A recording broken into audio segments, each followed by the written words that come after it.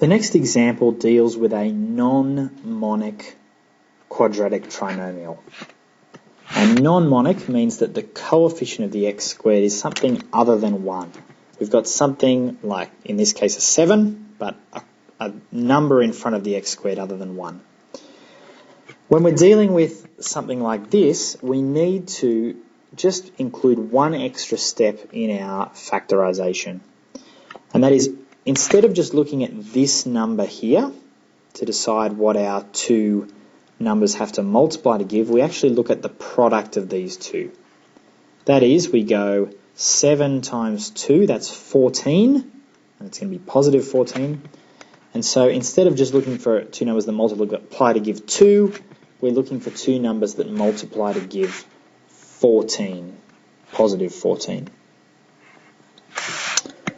We then look at the coefficient of the x again, and still we're just looking for something that adds, two numbers that add to give positive 9. And the process from this point on is exactly the same. Looking at 14, what numbers multiply to give 14? Well, there's not many options. There's 1 and 14, and there's 2 and 7, and that's it. And since they're adding to give a positive, multiplying to give a positive, they both have to be positive or they both have to be negative. They're adding to give a positive, so we're going to assume that both of them are positive. We can see pretty clearly that 2 and 7 will multiply to give 14, and they'll add to give 9. So that's going to be our choice.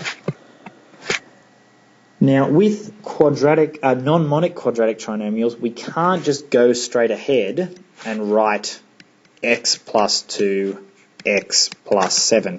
It's pretty easy to see that that's wrong, because if you were to expand that out, you'd end up with just an x times x, x squared, and then a bunch of other stuff. But we don't have an x squared here, we've got a 7x squared. So just sticking it straight into there is not going to be correct. We need to look at a different way of factorizing. And we're going to do the middle steps that we did up here. We're going to split that middle term into these two things that we've identified over here. So I'm going to split my 9x into a 2x and a 7x. And it actually doesn't matter what order we do the two in, it'll still work out.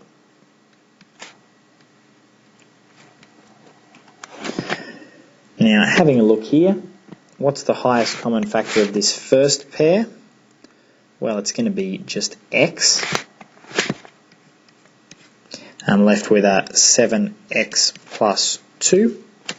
Looking at this second one, there's actually not really any common factor at all. I can always bring a 1 out though, because 1 times anything just keeps it the same. And now we can see we've got a 7x plus 2 in each term. I can factorize that out the front. In this term I'm left with an x. In this term I'm left with a plus 1. And this is the factorized form of that quadratic trinomial.